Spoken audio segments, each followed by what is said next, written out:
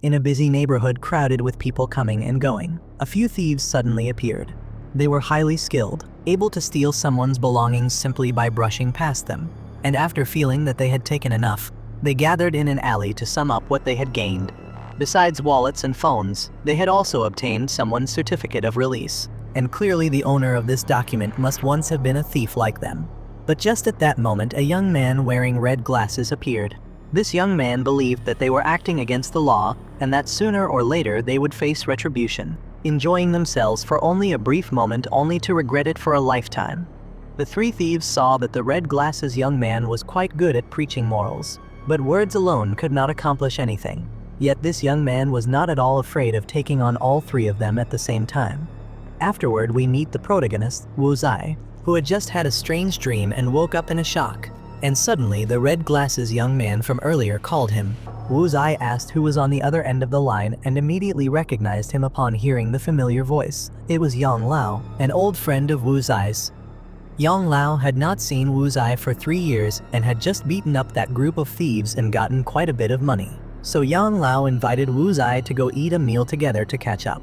When they met at a tavern, Wu Zai did not expect Yang Lao to be released from prison so early, and Yang Lao said that he had been a bit stupid for listening to fellow townsmen who persuaded him to steal a treasure. And when the matter was exposed, all the blame had been pushed onto him. Wu Zai became interested and asked about that treasure. Yang Lao thought that even if he talked about it, Wu Zai might not necessarily know. So Wu Zai had to remind Yang Lao what his family did for a living, and then Yang Lao drew it for him to see. But even after 3 years, Yang Lao still drew extremely badly, and looking at the drawing, Wu Zai thought old Wang was drawing a tree branch, and it was indeed a tree branch, but a bronze tree branch as thick as a wrist. At that time, Yang Lao had entered a mountain together with his fellow townsmen, walking through the forest for 10 days. Yet the two of them found nothing but trees, and just when they were about to give up, they discovered a forest area containing many giant trees, with roots protruding above the ground making movement difficult. And because the fellow townsman was careless while walking, he tripped and fell, forcing Yang Lao to go and rescue him. The two of them then unexpectedly discovered a stone statue. And Yang Lao believed that in an area where vegetation grew abnormally like this, there must definitely be something. So the two of them followed the stone statues deeper inside and found a path leading into ancient ruins. Walking for several hours straight, the two of them saw only more and more tree roots. But then they discovered a new area that looked like an inverted pyramid. It was deep with hundreds of steps, and when they climbed down to the bottom, it was already midnight. In the middle of this place, there was a well more than 10 meters deep. So Yang Lao suspected that this was an altar, and since it was an altar, there would certainly be treasure underneath. The two of them then climbed down the well and began to dig. But even after digging more than 15 meters, they still found nothing. Exhausted and drained, the fellow townsman intended to give up and treat the trip as merely broadening his horizons. But Yang Lao would not accept that. He wanted to gain something, so he continued digging as if driven by something, until he struck something that caused a loud sound to echo throughout the altar. And Yang Lao described that sound as being like a sound from hell. The two of them then continued digging, and from a single branch they unearthed half of a bronze tree, only digging out the upper part because they felt the lower part went very deep. Something that large must certainly have required tens of thousands of people to cast together. Wu Zai did not believe that something that big could be cast in bronze. So Yang Lao said that he had not yet experienced much of the world. But if the object was that large, then Yang Lao certainly could not take it away. So why did he go to prison? And then Yang Lao showed off the earring he was wearing, and the moment Wu Zai saw it, he lost his composure, grabbed it, and asked Yang Lao where he got it from. Yang Lao asked him to calm down and then explained that he had taken it from a mummy while digging that tree. At that time, Yang Lao had accidentally caused earth and rocks to collapse, revealing a mummy tightly wrapped in tree roots, and on that mummy was this earring, which Yang Lao then took. Yang Lao wondered about the origin of this item because it seemed that Wu Zai knew something about it, and Wu Zai said that he had seen that earring before, that once this thing rang, it would be able to bewitch the mind. Yet Yang Lao had not been affected at all despite wearing it for so long. Yang Lao was willing to give Wu Zai this item if he liked it, but Wu Zai realized why it did not make a sound, which was because resin had been poured inside to seal it up. Yang Lao knew that Wu Zai was a person with a strong sense of curiosity, so he invited Wu Zai to return to that altar. Because Yang Lao had marked that location, and maybe the two of them would find something even more interesting. But Wu Zai thought that if they were unlucky, the two of them would end up going to prison, and even worse, they could be executed. The two of them then went to drink a few cans, and Wu Zai said that if Yang Lao was short of money, he could just say so to his brother. Why be so stubborn about stealing treasures? But Yang Lao knew very well that Wu Zai was the type of person who would charge interest when lending money, and that Yang Lao's current self was partly influenced by Wu Zai, because Wu Zai was always taking out his grandfather's treasures to show off, which made Yang Lao develop the thought that he had to take one risky adventure so that this life would not be wasted. For the past 3 years, Yang Lao had thought about that place every single day, but Wu Zai believed that Yang Lao was just putting on an act of poetic sentiment and flowery talk. Yet in truth, Yang Lao still wanted to go back there, because he believed that since they already had this earring, they would have more clues to go deeper. Wu Zai recalled that these words of Yang Lao were very similar to what his third uncle had said years ago, and he himself had always wanted to look for his third uncle, so Wu Zai decided to go along.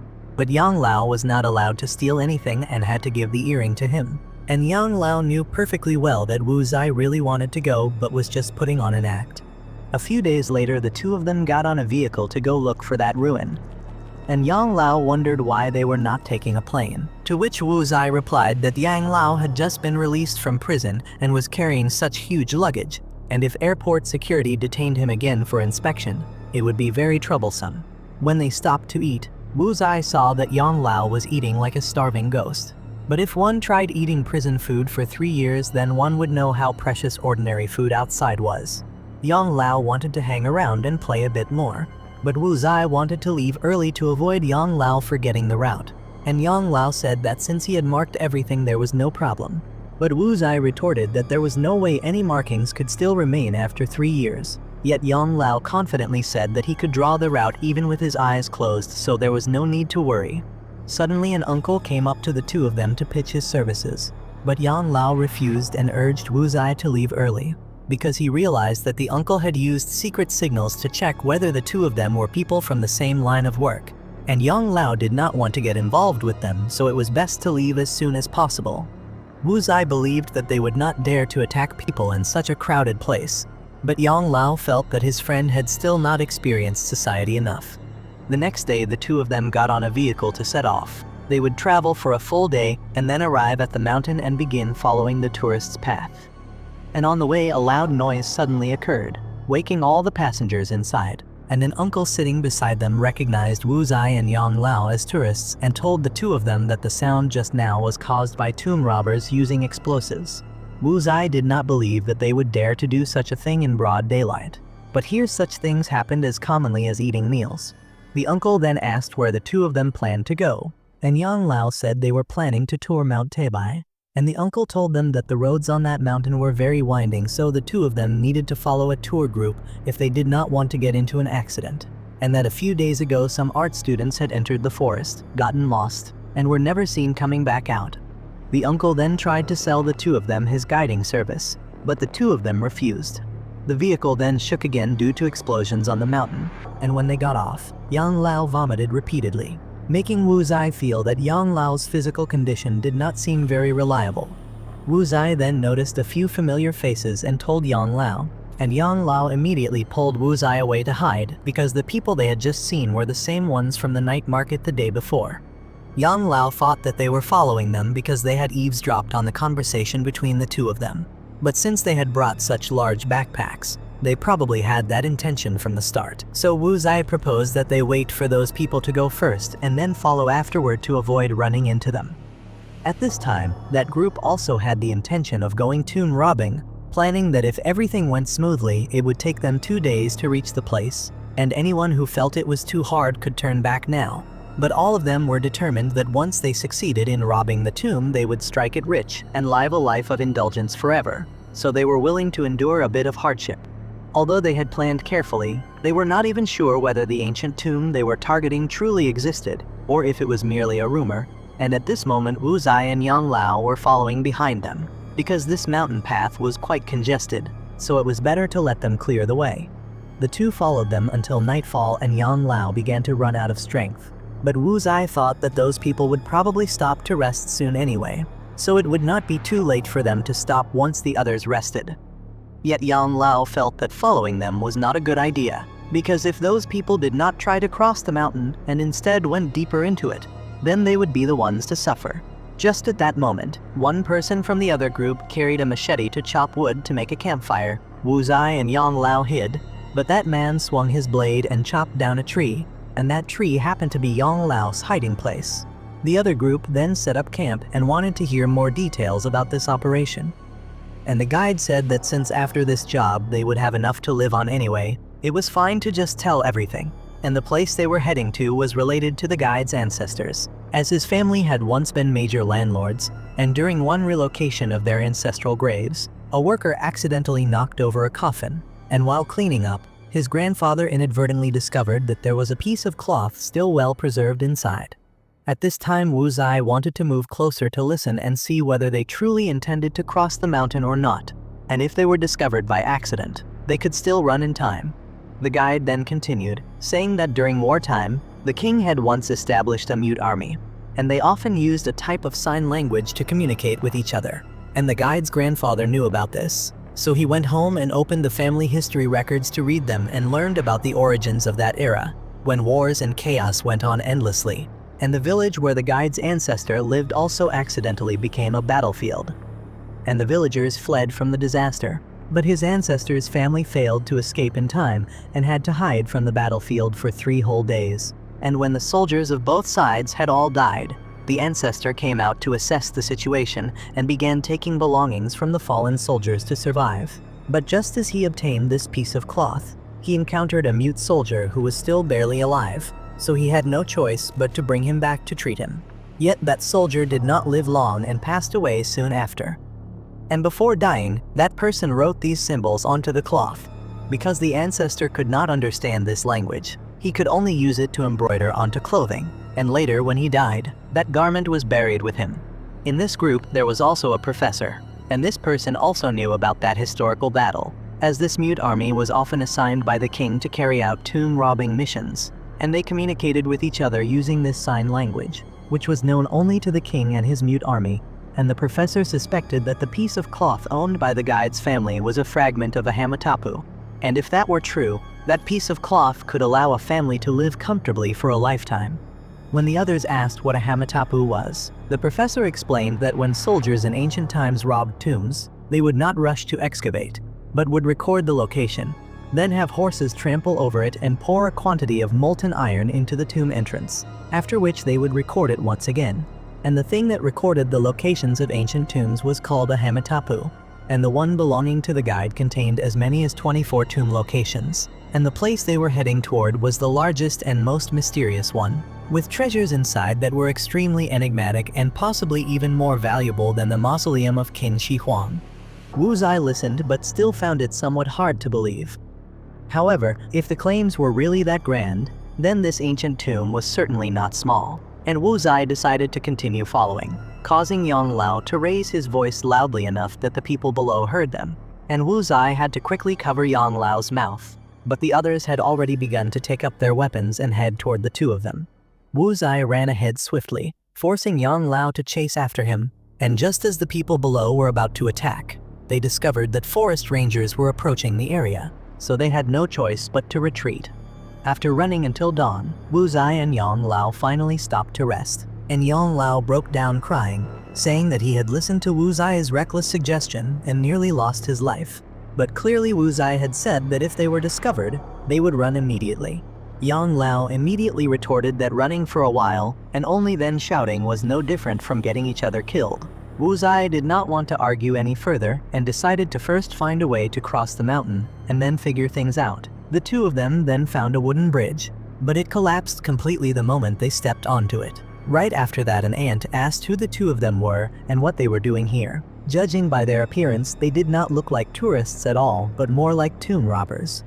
Yang Lao then walked over and tried to use money to ask for directions, but the ant did not want the money and instead took out a knife, intending to give Yang Lao a beating. However, her husband accepted the money and compromised, saying that if the two of them were looking for their village, they could go together with them since they were also planning to return to the village. Wu Zai agreed and decided to go with them. After walking for a while on the road, Yang Lao noticed that this path felt extremely familiar, and if he was not mistaken there should soon be a hut appearing along this road, and indeed there was one. That night Wu Zai and Yang Lao rested at that hut. In the middle of the night Yang Lao suddenly called Wu Zai to follow him for a bit.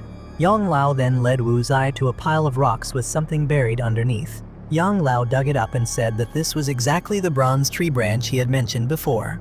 This item had been buried here by Yang Lao's fellow townsman 3 years ago.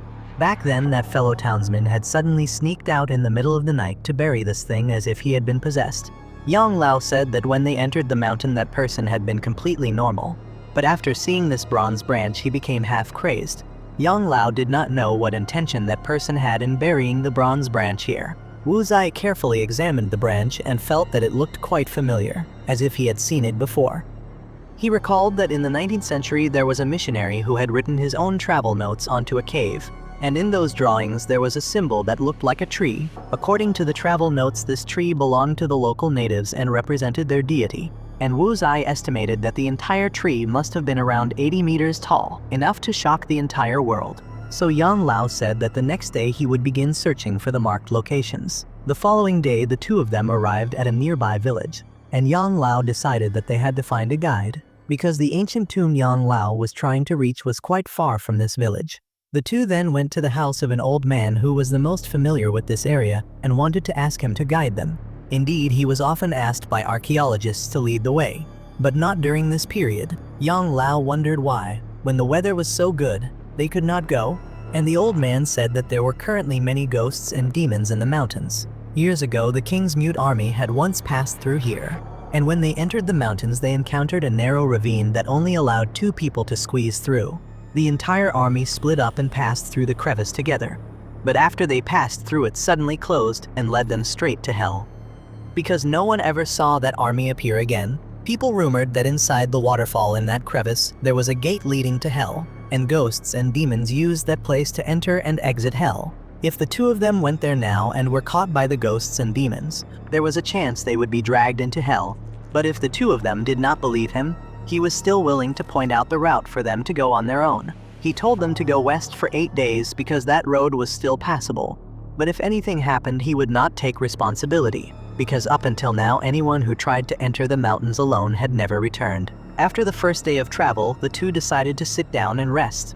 Wu Zai asked Yang Lao about the marked location, and Yang Lao was still confident that they were on the right path. And the place Yang Lao had marked was a cave near the crevice the old man mentioned. Yang Lao then felt that someone was throwing stones at him, so he looked up and saw monkeys. But those above were only a distraction to allow another one to appear and steal things. Yang Lao managed to snatch it back, causing the entire group of monkeys to attack at once. They grabbed Wu Zai's bag and began rummaging through it for food, forcing him to use fire to scare them off. But immediately after that a monkey leader suddenly appeared. It let out a roar and the entire troop of monkeys from the mountain began to surge down, chasing the two of them and forcing Wu Zai to abandon his belongings and flee for his life. But the monkeys continued chasing them and managed to grab Yang Lao's backpack, causing all of his belongings to spill out, and the monkeys unexpectedly only took the bronze tree branch before fleeing. Yang Lao regretted losing the bronze branch, so he turned back to fight the monkeys and snatched the branch back. But the leader monkey also chased all the way here to confront the two of them. Yang Lao threw stones at it the moment it lunged forward to give Wu Zai time to run, and the two of them knew that they had now made enemies of the monkeys. And when the monkeys saw the two running, they immediately began throwing stones non-stop. Yang Lao imagined himself standing in the middle of a rain of bullets from the monkeys, with a gun in his hands to fight back. But Wu Zai reminded him to keep running and not stand there anymore. After running a bit further, the two of them suddenly heard some kind of sound. And when the monkeys heard this sound, they immediately followed the leader and ran away. Wu Zai knew that this sound was coming from ahead, but still decided to move forward to take a look. Yang Lao said that in the past there had been a team that came here to carry out construction to build a tourist area. But when they started working, nature seemed to oppose them by bringing heavy rain. Yang Lao suspected that this place might be the hell the old man had mentioned. But Wu Zai did not really believe such rumors. As the two moved forward, a strong gust of wind blew over, and a human silhouette appeared ahead, making Yang Lao feel a bit scared. But Wu Zai continued forward, and upon examining it realized that it was a statue. Because it was blocking the path and splitting the wind into 2 streams, it looked frightening.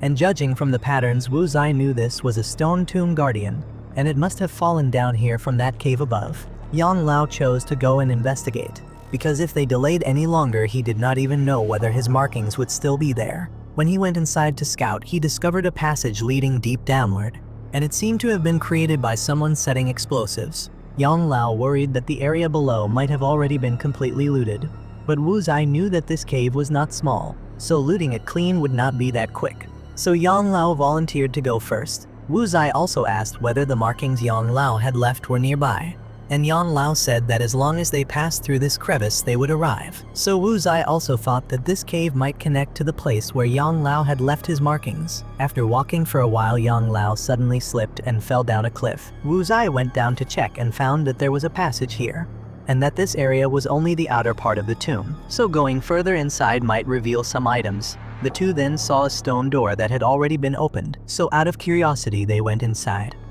And once inside they found that the place was heavily flooded. But Yang Lao suddenly saw a shoe floating past and immediately told Wu Zai not to come over. Right after that, a gigantic fish charged out from the water and attacked the two of them. Yang Lao narrowly dodged it and climbed onto a nearby rock. While Wu Zai was pressed down into the water by the fish, he struggled to surface and escape, and Yang Lao took out a knife and threw it to him. But Wu Zai did not hear him and was struck on the head by the thrown knife, then dragged underwater again by the fish. Wu Zai struggled for a moment, grabbed the knife, and used it to stab one side of the fish before surfacing again, and he also found a safe place to hide. While Yang Lao wondered how there could be fish in a place like this, Wu Zai wanted to determine where the exit was when the fish suddenly lunged up again and knocked Yang Lao into the water. Yang Lao was forced to dodge and desperately swim away from it as it charged toward him. But just as he was about to be eaten, Wu Zai rushed over and saved him from the fish's mouth. Yang Lao said that they should go downward, but Wu Zai wanted to surface instead, because if they kept hiding underwater they would suffocate. But Yang Lao pointed out that there was a passage down below, and the two of them then lured the fish into charging there and passed through together with it. Yang Lao quickly got onto dry land while Wu Zai retrieved the knife from the fish's body and repeatedly stabbed it.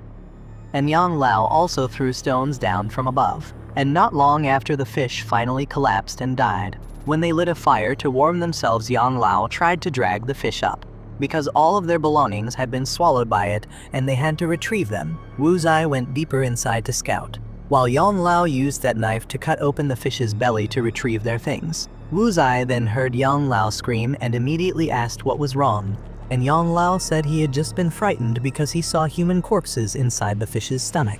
And Yang Lao then took the opportunity to loot items from those corpses and brought them over for Wu Zai to take a look. Yang Lao determined that these were all belongings of tomb robbers like themselves. But inside there were only self-defense items, and it looked more like they had come to scout the cave rather than to loot it. Though it could not be ruled out that the necessary items had already been taken away by the companions of those corpses. Wu Zai did not want to waste any more time, so he left first. Along the way, Yang Lao noticed that every one of these statues looked lifelike. Wu Zai also did not know which era they came from, because aside from the mausoleum of Qin Shi Huang, there had never been any dynasty capable of carving statues that looked exactly like real people. Yang Lao did not know where they were heading, so Wu Zai told him that he was following the flow of water along the passage, and since all the statues were facing the same direction, they could just follow that. Yang Lao looked around at the statues and suddenly saw a shadow flash past, but Wu Zai told Yang Lao that the two of them had already reached the end of the path. Though this was not a dead end, but a door, Wu Zai checked inside and found that it was quite dark. So when they entered, Wu Zai held a torch to scout ahead and discovered that there really was a coffin in front of them. Wu Zai did not believe this place was a coffin chamber because it did not match the external structure. Yang Lao thought that anyone could make mistakes and ran over to check the coffin while Wu Zai lit fires around the area. Yang Lao then discovered that the coffin had already been opened, and when he looked inside he was startled. Wu Zai ran over to see and was suddenly grabbed by an arm from inside the coffin. The fire then went out and he was knocked unconscious by someone. Wu Zai then dreamed of a young man standing in front of that bronze tree, and this young man had left a mark that looked very similar to the marks Wu Zai had seen along the way. When he woke up, he found that both he and Yang Lao had been tied up. The ones who had tied them were the people they had followed earlier. They then opened the coffin, and inside was not a mummy but one of their own people. This man had gone inside to rummage through the coffin, but there was nothing inside. so they suspected that they might have found the wrong place. They had also lost contact with the professor, so their only option was to keep searching, otherwise they would blow up the surrounding area. Wu Zai also believed that this tomb still had a hidden level somewhere beneath this room. Yang Lao let it slip, causing those people to suspect that the two of them had some kind of information. Yang Lao was about to be dealt with, so Wu Zai had to say that the numbers in their notebook were not dates, but a formula to open the hidden door. So the biggest, burliest man pushed the coffin according to Wu Zai's instructions, and sure enough a hidden passage opened beneath the coffin.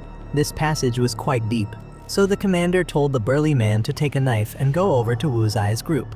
Yang Lao thought he was planning to silence them, but instead he untied Wu Zai. Because Wu Zai seemed knowledgeable, he handed Wu Zai a whistle and told him to go first to probe for mines. If there was no whistle sound after half an hour, they would deal with Yang Lao. Wu Zai had no choice but to comply and go down. He went ahead to scout the path and then set a reminder for the correct time so he could blow the whistle. Judging from these crude stone steps, Wu Zai believed there were no hidden mechanisms here.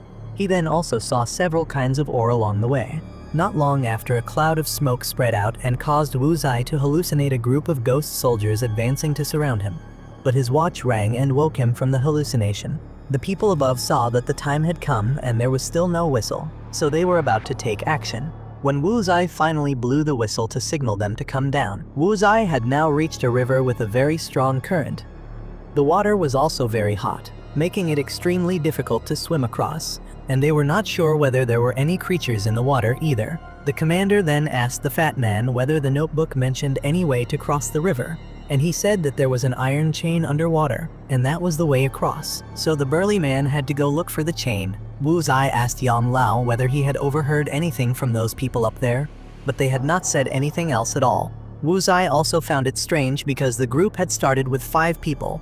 One had been eaten by the fish and another was missing somewhere. But Yang Lao did not care about that. He wanted to take advantage of the opportunity to cross the river later and then escape.